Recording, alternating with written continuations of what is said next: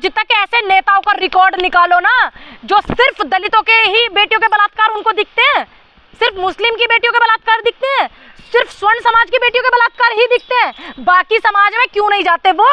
क्योंकि उन्हें कोई मतलब नहीं है। कितने नेताओं का ऐसा रिकॉर्ड निकाल करके बैठिए आप, बिल्कुल एक्सपोज कीजिए ऐसे नेता को जो सिर्फ एक बिरादरी एक समाज की बात करते हो, देश की बेटी को बेटी की नजर से नहीं तोलते। मतलब अब एक बार तुम पे बात क्या आ गई, मैंने ये पहला केस सुन रही हूँ, माफ कीजिएगा, मैं पहली बार सुन रही हूँ कि दलितों ने ठाकुरों की कलश यात्रा रोक दी। बिल्कुल सोचिए कितनी बड़ी बात है, और एक बार में बिलबिलाने लगे। बताइए, अभी तो शुरुआत है, तो फिर आप ऐसे कर्म कर ही क्यों रहे हैं?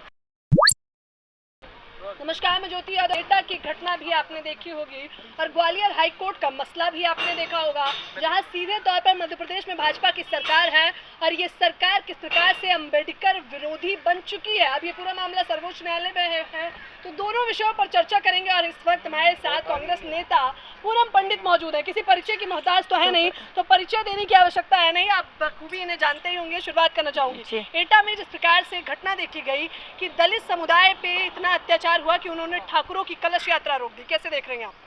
देखिए, आपने सवाल उल्टा कर लिया है शायद। हाँ। आपने बोला दलित समुदाय पे इतना अत्याचार हुआ कि उन्होंने ठाकुरों की कलश यात्रा रोक ली, क्योंकि उन्होंने अम्बेडकर जयंती पर करा तो टिट फॉर टैट हो गया। अच्छा, दोनों का जैसे को तैसा। हाँ। तो अब जरा ये थोड़ा ओपिनियन जो है उनसे भी लेकर के आते कि अब जब बात तुम्हारे ऊपर आई है तो कैसा लगा, उनसे भी लेके आइएगा। मेरा पर्सनल आपसे ये निवेदन है, क्योंकि जब अपने ऊपर बात आती है तब पता चलता है तकलीफ कितनी है, तब गेज अपने अंदर डलता है ना, तब पता चलता है कि माइनर है कि प्लस में आ रहा है बातें।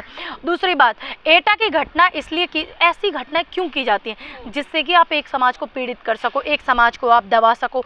यही मैं बात करूँ, यहाँ सिर्फ एटा का मामला ही नहीं कि दलित समाज के साथ पहली बार ऐसा हो रहा है, या पीड़ित समाज के साथ, या गरीब। मेरी नज़रों में दलित, आपकी नज़रों में दलित कौन है जो बहुत दबा हुआ है, जो बहुत मतलब अपनी आवाज़ नहीं उठा सकता, जो आर्थिक रूप से सशक्त नहीं है, जो राजनीतिक रूप से सशक्त नहीं है, और जो क्या बोलते हैं सामाजिक रूप से सशक्त नहीं है? मेरा मानना तो जो ये है, जो दबा हुआ है, क्योंकि डॉक्टर भीमराव अंबेडकर जी ने स्पेशल एक वर्ग के लिए संविधान नहीं बनाया था, उन्होंने दबे हुए, कुचले, पीड़ित, वंचित लोगों के लिए बनाया था। और उस समय महिलाएं भी बहुत दबी हुई थी। अब मैं ये कह दूं कि पूरे देश की महिलाएं दलित हैं, पूरे देश की, क्योंकि दबी हुई कुचली हुई थी। आज उनकी अगुवाई करने वाले, उनको मानने वाले तमाम लोग, जितने भी लोग हैं, मैं भी मानती हूँ डॉक्टर भीमराव अंबेडकर को, उनकी अच्छी नीतियों को, क्योंकि अच्छी चीज़ें हर किसी की आपको ले लेनी चाहिए। ऐसे ही आप किसी समाज के व्यक्ति को दबाने का काम करोगे तो कुछ कभी ना कभी स्प्रिंग को आप दबाओगे, कभी तो जंप करेगा। अब तुम्हें इतना हाय तौबा ताता थैया तुम करने लगे क्योंकि पहली बार तुम्हारे साथ हुआ है ना, तुम्हारे साथ पहली बार हुआ तो तुम ताता थैया करने लगे, तुरंत बवाल मच गया। ओहो जी, उत्तर प्रदेश में, ओहो जी, मुख्यमंत्री भी हमारे बिरादरी, हमारे समाज का, ओहो यूं कैसा हो गया। लेकिन हुआ क्यों हुआ? क्योंकि स्प्रिंग को आप जब कब तक दबाओगे, किसी ना किसी दिन वो बहुत तगड़े से जंप करेगी। कब तक आप किसी को पीड़ित करो? गांव में एक कहावत है कि जो सीधा आदमी हो ना, उसे ज़्यादातर लोग पागल कहते हैं गांव में, है ना, जो सीधा हो बेचारे तो बावला दिखे रेला आयु। लेकिन वही सीधा व्यक्ति अगर आप उस पर अत्याचार ज़्यादा करने लग जाओ तो वो बड़ा खतरनाक बन जाता है। ऐसे बहुत सारे उदाहरण हैं, बहुत सारे ऐसे एग्जाम्पल हैं, बहुत सारे ऐसे हिस्ट्री सीटर रहे हैं, बहुत सारे जो बड़े सीधे सज्जन थे उन पे अत्याचार हुआ। और सबसे बड़ा उदाहरण जो कहने के लिए मैं बताऊं, फूलन देवी का है। आप देखिए कितना प्रताड़ित किया गया, लेकिन फिर उनका विकराल रूप भी लोगों ने देखा, फिर उनका एक धैर्य वाला रूप भी लोगों ने देखा जब वो संसद में पहुंची। तो एक पीड़ित व्यक्ति को आप कितना पीड़ित करोगे, तो कभी ना कभी तो वो करेगा ही। अब आपको तकलीफ होने लगी। लेकिन देश में अगर कोई इस तरीके की चीज़ें या किसी भी समाज, किसी भी वर्ग के लोगों को दबाता है, हाल तो मैं हमेशा यही कहती हूँ कि शांति बना करके रखें। लेकिन आप भी कब तक बर्दाश्त करेंगे, कब तक झेलेंगे? और एक चीज़ मैं इसके साथ कहना चाहूँगी, जो नेता हैं, कुछ नेता दलितों के नाम पे वाहवाही लूटते हैं, सिर्फ उनका वोट लेते हैं उनके नाम पर, ठीक। कुछ नेता जनरल के नाम पर, ब्राह्मणों के नाम पर, ओबीसीओ के नाम पर, ठाकुर जाट गुजर सबके नाम पे, हर जगह इस तरीके के लोग मिले, उनसे बच के रहिएगा। क्योंकि सहारनपुर का मामला है, फ़ोन करते रहे थे एक नेता को, जब भी जाकर के हमारे भाइयों ने उनकी जाकर के मदद की थी, दलित समाज के लोगों की। और जो उनका नेता सिर्फ उनके नाम पे, मैं नेता कौन है? नेता वो है जो जनता की आवाज़ उठाता है, जिसकी नज़रों में सब समान है। एक बिरादरी, एक समाज, एक उससे कोई भी व्यक्ति कभी भी, देखिए मुझे मेरे समाज ने ये सिखाया कि जो दबा हुआ है, जो पीड़ित है, जो तकलीफ में है, उसकी मदद करो, चाहे वो कोई भी हो। अगर आज तक हमने किसान आंदोलन में आवाज़ उठाई तो वो ब्राह्मण किसानों की नहीं उठाई, देश के किसानों की उठाई। अगर मैंने आवाज़ बेटियों की उठाई तो ब्राह्मण बेटियों की नहीं उठाई, क्योंकि मैं ब्राह्मण समाज से आती हूँ, मैं इसलिए आपको बता रही हूँ। बिल्किस बानो ब्राह्मण नहीं थी, मनीषा वाल्मीकि ब्राह्मण नहीं थी, हाथरस वाली बेटी ब्राह्मण नहीं थी, दिल्ली के नागलोई वाली बेटी ब्राह्मण नहीं थी, सफिया जिसके घर में गई थी वो ब्राह्मण नहीं थी, अंकिता भंडारी, इन सब की आवाज़ मैंने देश की बेटी और मेरे एक भारत की बेटी है ये समझ करके आवाज़ उठाई। जो नेता इस नियति नज़र से, देखिए अपने समाज के लिए काम करने चाहिए, बहुत अच्छी बात है, ज़रूर करने चाहिए, लेकिन जब आप एक सामाजिक कार्यकर्ता हो तो ये नहीं है कि आपको वाहवाही लूटने, अच्छा मनीषा वाल्मीकि जी का बलात्कार हो गया, आज तो मीडिया हाइप लेने लगवाओ 50 गाड़ियाँ और पूरा मीडिया हाइप करो। ये नेता नहीं होते, ये तुम्हारे नाम पे वोट लेने के लिए, तुम्हारे नाम पे वाहवाही लूटने के लिए आते हैं।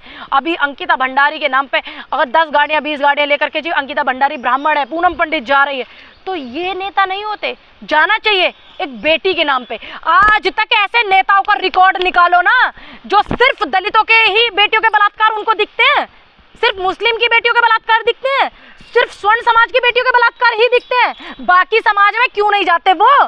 क्योंकि उन्हें कोई मतलब नहीं है, ध्यान रखिएगा। और मैं उन लोगों से भी कहूंगी जो दलित समाज के लोग हैं, उन्हें आपसे भी मतलब नहीं है, सिर्फ उन्हें आपसे हाइप चाहिए। बताइए कितने नेताओं का ऐसा रिकॉर्ड निकाल करके बैठिए आप, बिल्कुल एक्सपोज कीजिए ऐसे नेता को जो सिर्फ एक बिरादरी, एक समाज की बात करते हो, देश की बेटी को बेटी की नज़र से नहीं तोलते हो। अच्छा, इस घटना में देखा गया है कि पहले जब अंबेडकर जयंती पर यात्रा निकाली गई तो उन्होंने कहा परमिशन दिखाई है ठाकुर समुदाय के लोगों ने, अब जब कलश यात्रा निकाली गई तो अंबेडकर वादियों ने कहा परमिशन दिखाई है। अच्छा कहा, बिल्कुल सही कहा, जैसे को तैसा जरूरी था, क्योंकि ऐसे जो चीज़ें हैं वो ऐसे ही बंद होंगी, क्योंकि आपको कोई अधिकार नहीं है। पुलिस पूछे, कोर्ट पूछे, कानून पूछे, उनको अधिकार है, उनके राइट्स है, क्योंकि आपको नहीं है कोई अधिकार। कोई आकर के 4 जो है आदमी आकर के खड़े हो जाए मेरे घर के आगे कि भाई परमिशन दिखाओ, तुम्हारे घर ये फंक्शन है, तुम सामाजिक रूप से प्रोग्राम कर रही है, तो तुम्हें कोई अधिकार नहीं है मुझसे पूछने का। हाँ, मुझसे प्रशासनिक लोग पूछे, मुझसे मेरा डीएम पूछे, बिल्कुल मुझे देना चाहिए जिम्मेदारी के साथ में। मोहल्ले में ठाकुरों की संख्या ज़्यादा है।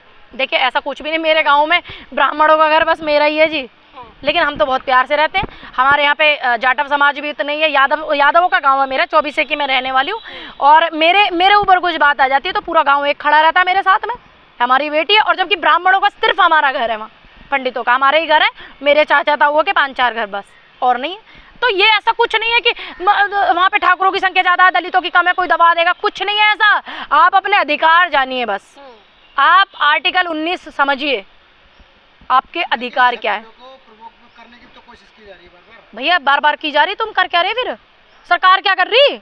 मतलब अब एक बार तुम पे बात क्या आ गई, मैंने ये पहला केस सुन रही हूँ। हाँ, माफ कीजिएगा, माफ कीजिएगा, मैंने अभी तक अपने पूरे 28 साल की उम्र में, और दूसरी बात राजनीतिक कैरियर मेरा 6 साल मेरा होने वाला है, मैं पूरे कैरियर में पहली बार सुन रही हूँ कि दलितों ने ठाकुरों की कलश यात्रा रोक दी। सोचिए कितनी बड़ी बात है, और एक बार में बिल बिलाने लगे। बताइए, अभी तो शुरुआत है, तो फिर आप ऐसे कर्म कर ही क्यों रहे हैं जिससे कि आपको भी तकलीफ हो? अरे भाईचारे से अपने त्योहार पहले की तरह मनाइए, उनका भी उत्सव मनाइए, आप लोग भी शामिल होइए, उनको भी शामिल करिए।